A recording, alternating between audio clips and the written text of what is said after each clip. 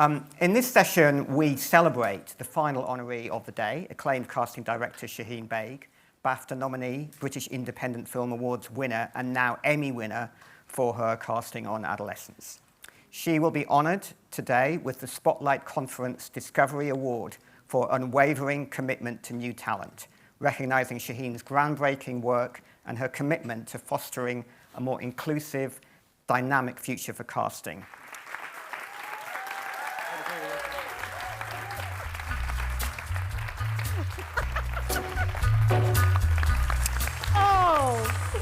I suppose if we talk about a project like Adolescence, it's sort of trying to figure out, okay, who are we looking for? Where are they coming from? What's the tone of the show? What's the story we're trying to tell? And so therefore, where do these actors come from potentially?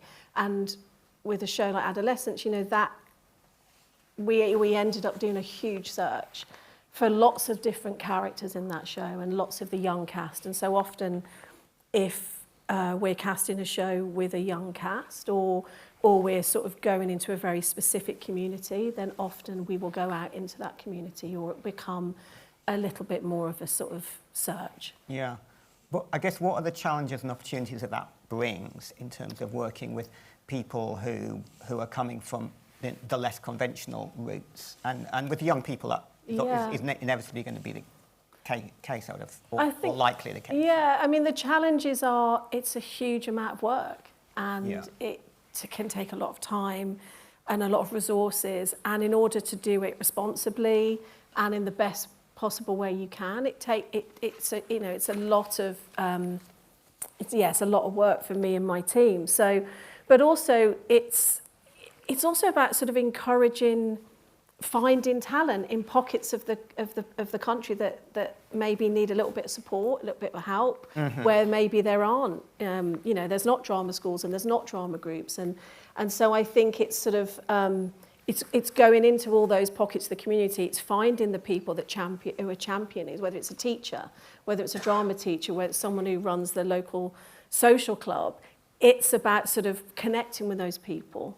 But obviously any production, whether it's a small or large scale, there's a huge amount of responsibility that goes with casting that way. Yeah. And, you're introducing someone into the industry for the first time, and that needs a lot of care and a lot of support. But Philip, from a director's perspective, what does that demand from you, and how does Shaheen's casting give you the confidence to, undertake the films, the work that you've done, that Shaheen's cast for you? I mean, it takes trust, obviously, and someone like Shaheen, who is renowned for finding new talent. I was incredibly confident that we would find Jamie in Adolescence. I mean, I wasn't confident at one point because it's, then you suddenly realise the undertaking that because at one point we were talking about casting someone older because of the subject matter, and we thought we'll try and cast like maybe an 18-year-old or a 17-year-old. Who looks young. Who looks young, yeah. But the thing about what we learnt was, like, even if you look young and you're 17 or 18, your body is changing, your voice is changing, and so the adolescent years are very small, and so we then realised we need to find someone of the age that Jamie was, which is 13. Owen had just turned 14, actually, but then I was like, oh yeah, and then we were going to do episode 3 first, so we were both like, we need to really, really make sure that this actor, whoever we choose, is capable of doing, what we needed them to do. And so we had like extensive sessions, right? But just going back to what Shaheen was saying there, I was so blown away by the scope and the net that she put out. We wanted to cast Jamie first. That was our initial thing, that we needed to cast that role to then be able to cast around. So a different Jamie might have led to a different casting path. Well, yeah, the adult. The accent. I didn't want him to have to do a specific accent. So, and obviously Stephen and Amanda from Liverpool, but they've moved to this area, and the sister needed to be similar. So that was a challenge in itself. But you go on like social media platforms and find people's aunties. It's the only good thing about social media. Yeah, like, you know, going on and putting advertisements out for a role, knowing that, like, someone's auntie up in, you know, Yorkshire, Wakefield, or whatever it is going to look at that and go, oh, Billy can do that. Well, it's like we laugh in the office, but, you know, Facebook Marketplace has served us very well. Yeah. You don't just deliver an actor to your door, but... But it is that thing of trying to engage with people, with communities, with families, and but also there's an extraordinary network of drama clubs all over this country. Yeah. You know, there really are, and some of them are amazing and some of them are not so amazing. And so it's sort of, you know, there are brilliant people working all over the country for very little money. You know, all these places are underfunded, whether it's a youth club, it may not be a drama club, it might be an arts club or a music club, who are doing brilliant work with young people. You know, we did a film recently that we worked with Axa on, and, you know, the young people in the film came from like a sort of arts club that is really, really underfunded, but there are brilliant young people that go. So there's all these little amazing people working in every community who are supporting, you know, young people. Phil, I wanted to ask you, you know, given your own background as an actor, and you know, you had like a kind of up and down career. It wasn't like, you know, instant. It wasn't plain sailing. It wasn't plain sailing, exactly. I mean, how has that informed, I guess, your approach to working with actors and young actors in particular? I mean, I'm very patient with actors, and I also, you know, let them have the space to play as well. I think it's important to be able to do that, and, you know, obviously actors come in with an idea, and it's about letting them, you know, explore that idea, but also playing around, and it's collaboration, you know. And I'm not someone who goes, oh, they've you know, they've done loads of work before, so, you know, it's about here and now in this moment. So, you know, I'm incredibly, I like realism, and you know, a script can be, you know, a blueprint essentially.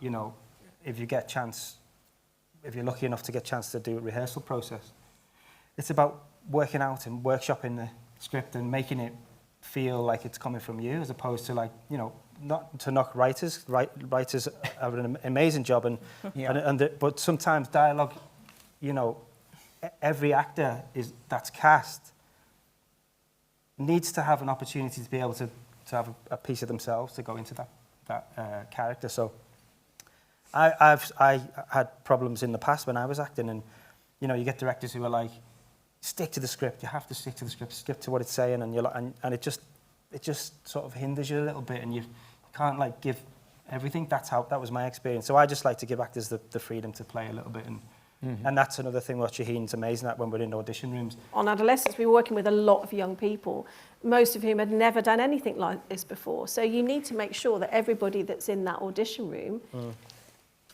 is going to create the right environment for people to do the best they can do in that moment. It's incredibly nerve-wracking, like, coming into an audition. Regardless of how experienced you are, I'm sure, like, you know what I mean? It's like, it is horrible. Like, it's horrible. I don't care what anyone says. But, like, my job is to make sure people feel comfortable, and same with Shaheen, and that's what we do with every actor that comes in. Get all the small talk out the way, you know what I mean? It's like, I always say to them, do you want to do the scene? Because sometimes you see them coming in and they're pumped and they're ready, within character. And you're like, let's just get it out the way, let's do the scene, and then we can have a play, and then we can have a chat, or we can have a chat now. It's up to you, you know what I mean? I want them to feel as comfortable as possible, because that's their time, whether it's 10 minutes, 20 minutes, you know, whatever you've got in there. Usually it's not a lot of time. You know, you want them to feel like they've been able to give everything they can possibly give in the room. This wasn't in my script, but George, is it just firm offers now, or do you like the process of kind of almost like proving that you're the right person? Yeah, it's like a mixed bag. It's like you know, I like the ethics of kind of, it's almost like boxing. Like, you go in, like, any fight, any weight, I'll have it. Like, you know, you can kind of, because then you feel like it's yours, but simultaneously it's difficult sometimes when just nerves. Like, frankly, when you're like, this is my chance to get this, and if I don't, it feels like it's on you, and you kind of go like, I'm blushing. I wish I'm not in control of my facets in the way that I'd like to be. And so that's why the experience of the room can change that, because you can go in with those sort of nerves jangling, but if you're given that 10 minutes to really sort of like throw out different options, to feel sort of like you've really given it a go, then you can let it go, because you end up having to let go of a lot more than you get. But as long as you felt like you handed it all in, you can be much more at peace with letting it go. Axa, I'd like to bring you in now. I'm sure Owen's got a great support network, and obviously he's gone on to do Wuthering Heights for Emerald Fennell. But that hasn't always been true in the past for untrained or relatively untrained actors who were cast suddenly in film or television work and then left to navigate the industry. So could you talk about the work with your organisation, We Are Bridge, and also your Sustain programme? Yeah, so we set it up in 2018, and it was off of the back of the film Rocks, and it was very much thinking about this incredible cast of talent now, what's next for them, and how can we support them to bridge into the industry, hence the name Bridge. And so we created a programme which is now a 24-month aftercare programme called Sustain. And that happens from wrap until 2 years later. And it covers the period where everything goes quiet. They've had this incredible experience on set, then they're suddenly back at home, back at school. And it can be quite bewildering for them to kind of integrate. So it covers that period. It also covers the period where the film's being edited. And as much as the directors might want to, they can't spend that kind of quality time anymore. And then when it comes out, the noise of, nominations, press runs, red carpet, and then the kind of quietness after that ride as well. So that period of time covers that whole kind of life cycle of the film. And what we offer them is we do sessions on financial literacy, so particularly looking at how to understand yourself as a freelancer and what it means to be self-employed, how to think about your taxes, how to chop up a large lump sum of money and to make it last for as long as possible. We also do sessions on well-being and empowerment, really thinking about resilience and values and purpose, and how do you ground yourself off of all of the setbacks that you might have as an actor, but also how do you ground yourself off of all of the successes you might have as an actor. And then those are our kind of core sessions, but we also do then sessions on self-taping, media training, we do some acting sessions as well, but we don't primarily focus on that because there are so many great projects out there where people can go and be referred to do, more acting-based stuff. And then we also give headshots, have a great partnership with Spotlight for Spotlight membership, and we do a lot of one-on-one self-development support as well. So they also get to meet other creatives, because they might think, that was a really amazing experience on set, but like, what is a DOP? How do I start writing? How do I start directing? And so throughout that 2 years, it's also about nurturing those other creative talents that they might have as well. But it's so essential, because often, you can go onto projects and there's a sort of, a fashion to street casting or casting people for the first time. But there's a huge responsibility that comes with that. So I think it's like, okay, why do you want to cast in that way? Yeah. Let's talk about it, break it down, and then what support is there for casting in that way, and the work that they do is amazing.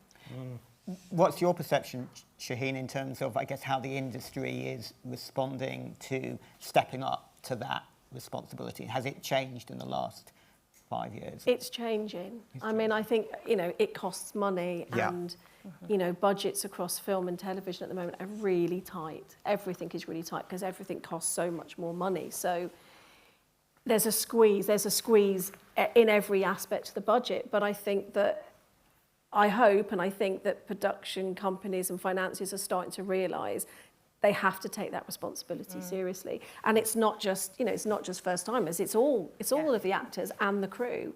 It's like, no, you have to look after them. They have to be okay. And if they're not okay, who is there to help them? So I think it's across the board, and that is starting to become much more visible. George, I'd like to talk about your journey, because you were cast very young by Shaheen in age appropriately in Peter Pan, P.J. Hogan's Peter Pan. It was a long time ago. What do you remember about that casting process? Shaheen was the casting director for the child roles in that film. And yeah, and how did your relationship develop with Shaheen over the years? Well, it was my first audition for anything, and Shaheen was doing one of these big searches, and she came around my school, and actually 3 boys from my school wound up being Lost Boys. It was a very successful trip. Great school. Before Facebook Marketplace. No, that was when you had like a book with a list of all the schools, and you'd just go through it and highlight the schools I wanted to go to. Yeah. My parents got a letter saying, you can, if you'd like to, you can attend this workshop, and there was a workshop day and then a series of auditions to follow it, and then eventually I wound up getting the role, and so everything began with Shaheen, and I wound up having a really wonderful experience on that job. I mean, it was kind of mad. Like, we went to Australia for 8 months to do this film with all of these kids, most of whom, I think other than Peter Pan, it was everyone's first go. Nobody else had done anything Harry before. Eden had done Pure. Yeah. But then, so the process, I would just remember being very playful, very... The audition process? Yeah, it was like drama games. We went to this thing. I remember my parents going, do not have any expectation. You're going to have a lovely day, and that is it. So go. And then I went and had a lovely day, and we played drama games, and it was... So basically, it was my memory of it was just sort of being in the room with Shaheen and doing these auditions and going through that process. But it really was so special, and Shaheen was very lovely to my parents and keeping my parents in the loop, because they'd never been through this experience either. For the parents, suddenly they're going... And it was quite a short turnaround when I eventually got the part of, like, you need to go quite soon to Australia. And so my parents were sort of like... So Shaheen obviously had to speak to them to kind of go, OK, well, how do we... My sister, how do we go? I took my sister came in, it was me and my mum. So it was like a whole... And that was happening with all these families involved. But then the thing I was thinking about, but what was so wonderful about Shaheen is that after that experience, I was very lucky through a family friend. I wound up getting an agent, and she was very lovely to help me with a few jobs after. And then when she herself went to Australia to have her family, she set me up with my agent now. So I was very lucky in terms of my route as a teenager into finding representation. But beyond that, Shaheen has always kept in touch with not only getting me in the room for projects over the years, and that relationship sustains just by continued, auditions, but also I was doing a job when I was 21 called Bypass that was a really special film to me, and it was a British independent film with quite an art house director, Dwayne Hopkins, who'd made one other film that was really beautiful, Better Things. That film was all street cast. And Shaheen wrote to me and said, I really back your choices. I'm really sort of proud that you're trying to do this sort of work. And it was a really fundamental message to get, because it shouldn't be all about whether people see stuff or not, but there was something about knowing that people had observed these choices and affirmed them, and the nature of how sort of purely creative that process was on that job, and how hard everyone worked and what it was about, changed everything. And to know that Shaheen kind of was like, it really was like a fundamental crossroads, because I'd only done I'd say 3 jobs as an adult at that point. There was a gap at the end of school where I just did school and then didn't get work for a wee while, and then I had a wee run of jobs, and Bypass was about the 4th on that sort of the first year back to work as an adult. And to get that message from Shaheen then really was clarified the type of work that I wanted to be a part of. Which you're still doing. I mean, it's picking, you're not chasing big budgets, George. Well, no, but also Shaheen. But he welcomes them. But he welcomes them. So I did the job that was at the festival last week. That was the Shaheen cast, and I did a project this year that Shaheen cast. It's so wonderful to have this sustained relationship, and to be able to get back in the room for these things. It's a wonderful thing. Well, let's bring David into this conversation. Shaheen, you're not only co-founder of the NFTS casting certificate, now in its 6th year, but you're also a trustee of Open Door. David, how vital is it that talent isn't lost due to lack of opportunity or financial means? And can you explain Open Door's mission and how and when you intervene to help actors from lower socio-economic backgrounds? So Open Door supports talented people, not just young people anymore, any age, who might not have the financial means or resources to get into the UK's leading drama schools, and then on into the industry. So they get free auditions to the schools, we pay for their travel, they get one-on-one tutoring on their speeches, series of workshops, they go to the theatre for free, so they'll start, you know, getting their taste and all, you know, that kind of stuff. And what else do I say? Yes, and then when they graduate, we also help bridge, not nicking anything, but the bridging the gap between leaving drama school and then into the industry. And then I guess that beginning part is the bridge between school, youth theatres, whatever, that bridge into sort of professional training. And I think. I guess it's there for the people who might be inspired by their mate who just got street cast and these brilliant things, but they're not making Adolescence 2 in the same area, unless you are, I don't know. But so where do they go? What do they do? And if we're not sort of leaving it up to a bit of chance, and that there is a sort of tangible, clear pathway where, I fancy being an actor, here's where I can learn a bit more about it. And at the end, there's some access to the industry for a showcase, and vice versa. The industry can access me. And for me, I think that's been really important, because before drama schools were seen as these sort of, well, people stopped going really, didn't they? And thought it was a bit of the same. And I had a great training, and at the same time, it was pretty classist. So that's kind of how it happened. We had one final question, which was suggested by Spotlight. This is a tough question, and I'm not going to ask everyone to answer it because I don't think we have time anyway. But I know a couple of people do have something to say, and that is, as we look ahead, what is the single most important element you believe defines the human future of talent discovery? George, I'm going to ask you, because I think... I was thinking... God, I'm glad I'm asking this question and not answering it, but go ahead. Well, we talked, yeah, there was a moment of like, have you seen this question? Well, shit. I did. No, I think it's, in terms of, as I understood it, it's about sort of the human relationship between industry and casting and AI, right? And that basically, like, I think I'm a bit of a Luddite as well, but AI, it works on algorithms, and algorithms can only see what's worked before. So it's inherently backwards looking. And if there's any sort of progression in the arts and in life, I think it's pointless to use something that looks backwards.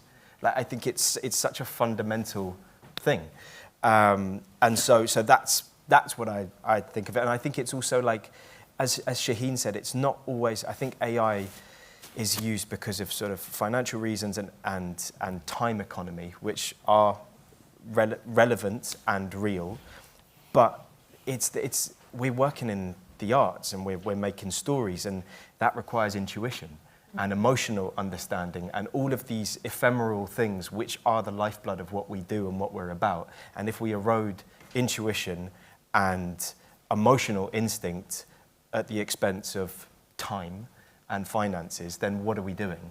Because also a job is not just, it is some of the time like at its core financial, but the very nature of what we want to be a part of, it's more than that, and an occupation is more than that. In any industry, it's a bigger part of people's identity, and so I think we have to keep that in mind in regards to the relationship with AI moving forward, and what we may lose if we commit fully to it.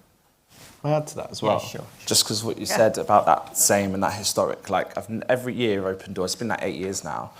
This year there are 4 trans actors that have that are part of the cohort, and I don't say that in a sort of tick boxy way, but in terms of that was the wave of talent that came through. So there's I guess a worry that you would miss out on these new voices coming through, artistic new voices coming through, and that culture doesn't move and change, but the status quo stays, and you sort of stay, and it just, I don't know, becomes a mushy techno music. Yeah.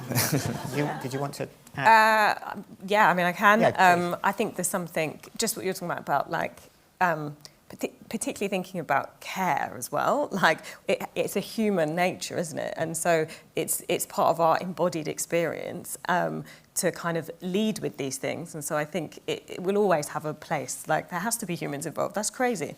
Like, imagine our industry operating on AI. Sorry, that's funny. But no, it's not going to happen. It's not going to happen. It's not going to happen. Well, look, I think we are out of time. So on that, I'd love to just thank Axa, George, Shaheen, Philip and David. Congratulations once again for your...